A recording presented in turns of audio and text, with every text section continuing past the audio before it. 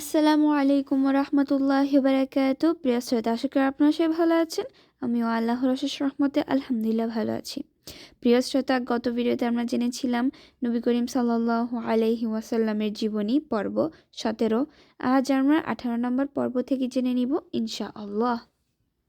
প্রিয় শ্রোতা, নবী করিম সাল্লাল্লাহু আলাইহি ওয়াসাল্লাম যখন কোরআন পড়তেন, আবু জাহেল সহ আরও কয়েকজন লিডার তারা যুক্তি করে চুপি চুপি কোরআন শুনত যে নবী করিম সাল্লাল্লাহু আলাইহি ওয়াসাল্লাম কি পড়ে কি বলে। আবু জাহেল জানতো যে নবী সত্য নবী। তারা বুঝতে পেরেছে রোকানা আবু এজিদ নামক একজন মুষ্টিযোদ্ধা শক্তিশালী লোক ছিলেন। সেখানে যত লোক ছিল সেই লোকটি মুষ্টিযোদ্ধা সবাইকে পরাজিত করেছে। তারপর সে চ্যালেঞ্জ করেছে যে এইটা দিয়া নবী করিম সাল্লাল্লাহু আলাইহি ওয়াসাল্লামকে পরাজিত করা যায় কিনা, কারণ তিনি তো মুষ্টিযুদ্ধে অভ্যাস না, পারদর্শী না। আবু ইয়াজিদ এসে নবী করিম সাল্লাল্লাহু আলাইহি ওয়াসাল্লামকে বলল, আসো তুমি আমার সাথে মুষ্টিযুদ্ধ করবা। নবী করিম সাল্লাল্লাহু আলাইহি ওয়াসাল্লাম চ্যালেঞ্জ নিলেন, তার সাথে মুষ্টিযুদ্ধ করবেন। তারপর খেলা শুরু। নবী করিম সাল্লাল্লাহু আলাইহি ওয়াসাল্লাম তাকে পরাজিত করে দিলেন। তখন এজিদ নামক ওই লোকটি বললেন, না হবে না, আমরা আবার মুষ্টিযুদ্ধ করব। দ্বিতীয়বারও পরাজিত হলো। তারপরও সে মানতে রাজি নাই, বলে যে তৃতীয়বারও আমরা আবার মুষ্টিযুদ্ধ করব। তিনবারের সময়ও তাকে নবী করিম সাল্লাল্লাহু আলাইহি ওয়াসাল্লাম পরাজিত করলেন। তারপর সে বুঝতে পারল এই লোক তো কোনো সাধারণ লোক নয়, সাধারণ মানুষ নয়।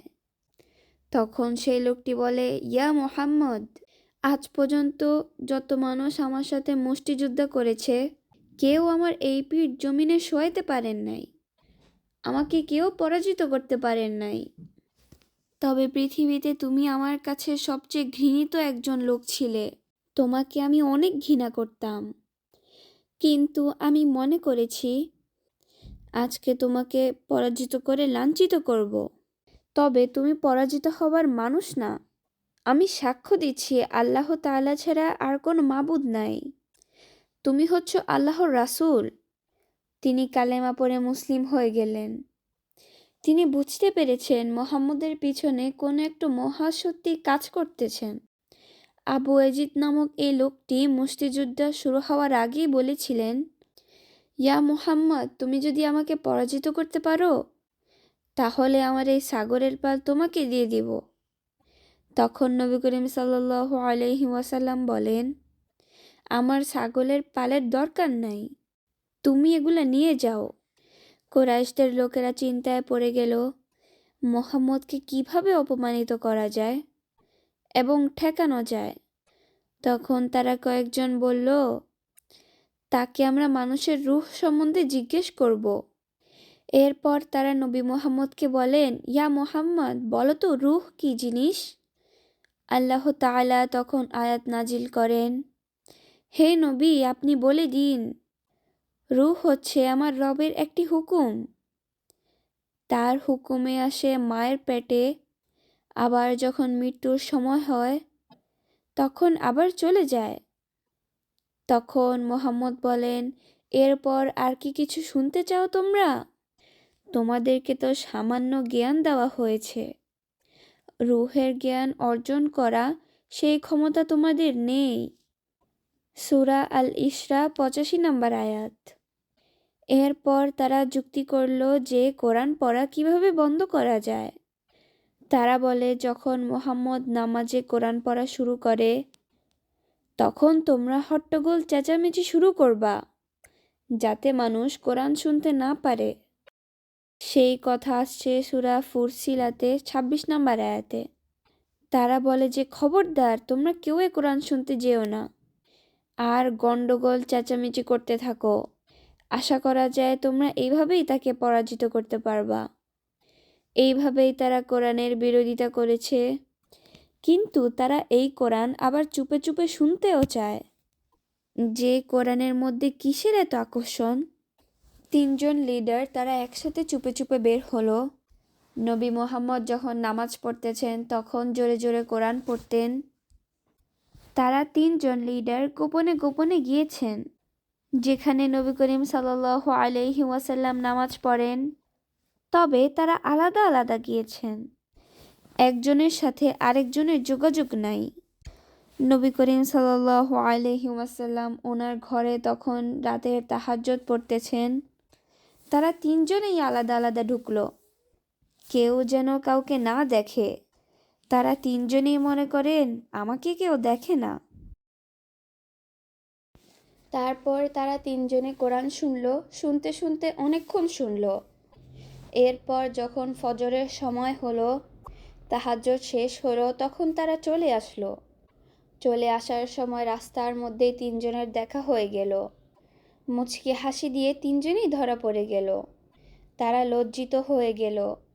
তারপর তারা আবার মজবুত হয়ে ঐক্যবদ্ধ করলো এবং বলে, খবরদার ভাই, এই কাজ আর করা যাবে না। আমাদের মধ্যে থেকে যদি কেউ দেখে ফেলে, তাদেরকে আমরা এই কোরআন থেকে দূরে রেখেছি, আমরা তো লজ্জিত হয়ে যাব। তখন তারা বলবে, আমাদেরকে তোমরা বাধা দাও, আর তোমরাই শুনো, এখন আমাদেরকে এখন শুনতে দাও। তখন কি করবা? খবরদার, এই কাজ আর করা যাবে না। যাই হোক, 2 নাম্বার দিন তারা তিনজনেই মনে মনে একই চিন্তা করলো। আজকে মনে হয় তারা দুইজন আসবে না, আমি একাই যাই, কারণ মজবুত করে আমরা প্রতিজ্ঞা করেছি। ঠিক একজনের অগোচরে আরেকজন আজকেও সেভাবে গেল। নবী করিম সাল্লাল্লাহু আলাইহি ওয়াসাল্লামের তাহাজ্জুদ শেষ হলো, বাহিরে উষার আলো দেখা গেল। তখন তারা বেরিয়ে এলো। আবার তিনজনের সাথে তিনজনের একসাথে দেখা হয়ে গেল। এখন তারা বলে, এটা তো আসলেই করা যাবে না, আমরা তো আসলে ভুল করছি। ঠিক এভাবেই 3 নাম্বার রাতেও একই ঘটনা ঘটে গেল। তারা মনে করেছে 3 নাম্বার রাতে আমি একাই যাই, কারণ যেভাবে আমরা শপথ করেছি হয়তো আর কেউ আসবে না। তারপর তারা লজ্জিত হয়ে নিজেকে বচ্ছনা তিরস্কার করে আবার প্রতিজ্ঞা করল, খবরদার, এটাকে থামাইতেই হবে। আমরা একলা একলা চিন্তা করি, আসলে আমরা তিনজনেই এসেছি, সর্বনাশ হয়ে যাচ্ছে আমাদের। সকালবেলা একজন মুরব্বী আকনাস ইবনে শোয়েব, তিনি লাঠি ভর দিয়ে হাঁটতেছেন। সে আসলো আবু সুফিয়ানের বাড়িতে এবং বলে, তোমার কাছে একটি প্রশ্ন আবু সুফিয়ান, তুমি তো আমাদের লিডার, অনেক জ্ঞানী মানুষ, তুমি মুহাম্মদের কাছে কি শুনলা? তোমার ধারণা কি? আসল কথা বলো। আল্লাহর কসম, কিছু কথা বুঝি আর কিছু কথা বুঝিও না, জানিও না। আখনাস বলল, আমারও একই অবস্থা। আর এরপর কি করলো? আখনাস আবু জাহেলের ঘরে আসলো এবং বলল, ইয়া হাকাম, তোমার অভিমত কি মুহাম্মদের কাছে যা শুনলা গত 3 দিন ধরে? তখন আবু জাহেল বলে, না, কি শুনলাম? কখনো তার প্রতি আমি ঈমান আনবো না, তার কথা বিশ্বাস করব না। তখন আবু আকনাস চলে গেলেন। এই অবস্থার একদিন পর নবী করিম সাল্লাল্লাহু আলাইহি ওয়াসাল্লামের সাথে দেখা হয়ে গেল।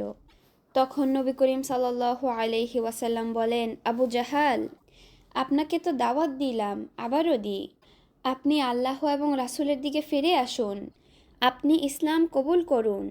এই কথা শোনার পর আবু জাহেল বলে, ইয়া মুহাম্মদ, আমাদের এই মূর্তিগুলোকে গালিগালাজ করা তুমি বন্ধ করবা? উনি কি গালিগালাজ করেছেন? শুধু বলেছেন এই মূর্তিগুলো কোনো কথা শুনেও না, বুঝেও না, কোনো উপকারও করতে পারে না, ক্ষতিও করতে পারে না।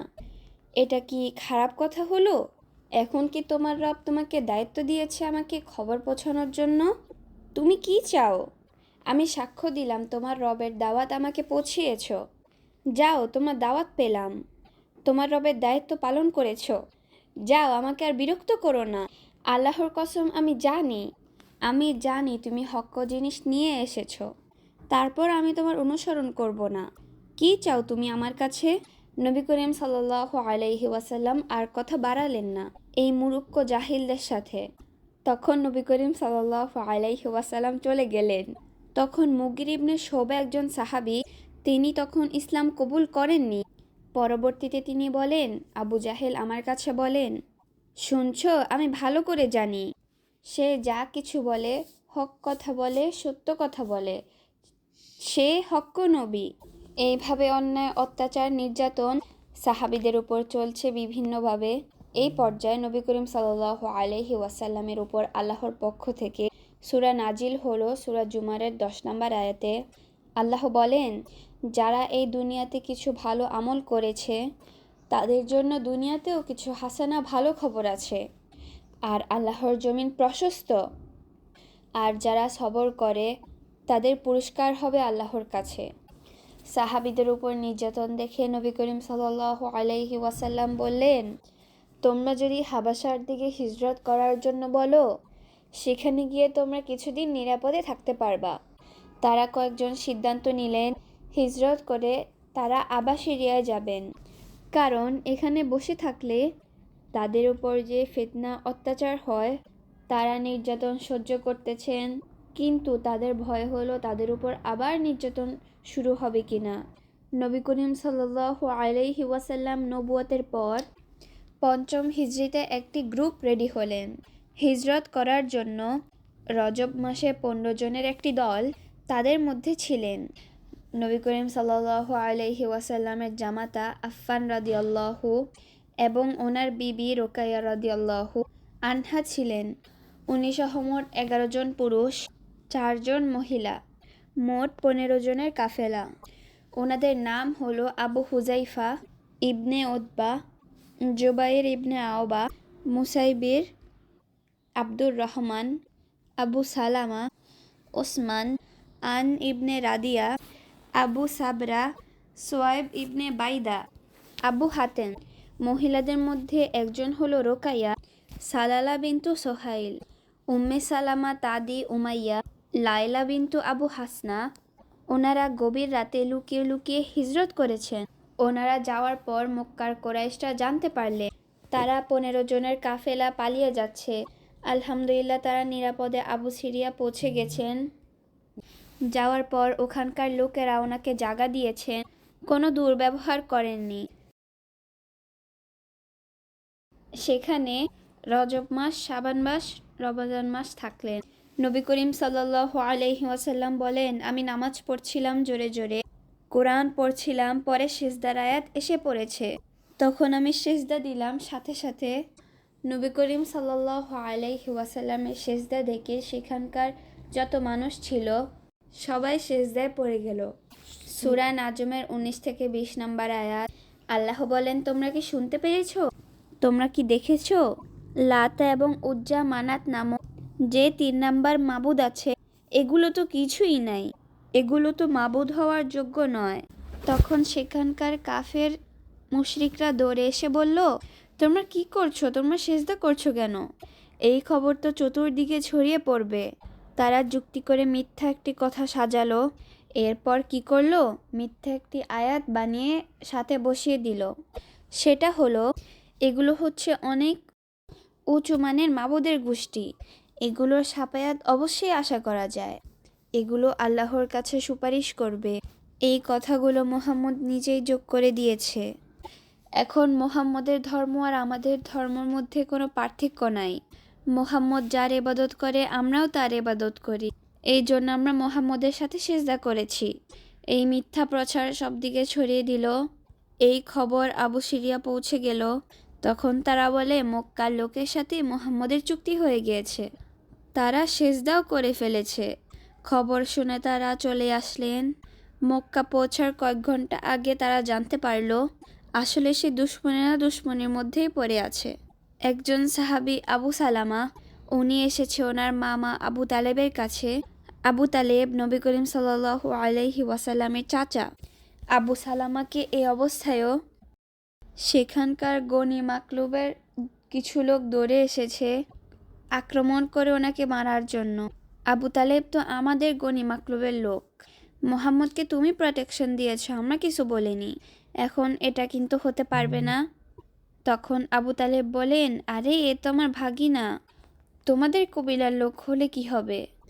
তাদের 2 জনকে প্রোটেকশন দেওয়া আমার অধিকার আছে। আবু লাহাব দৌড়ে এসেছে আবু সালামাকে মারার জন্য। সে অনেক রাগ হয়ে গেল।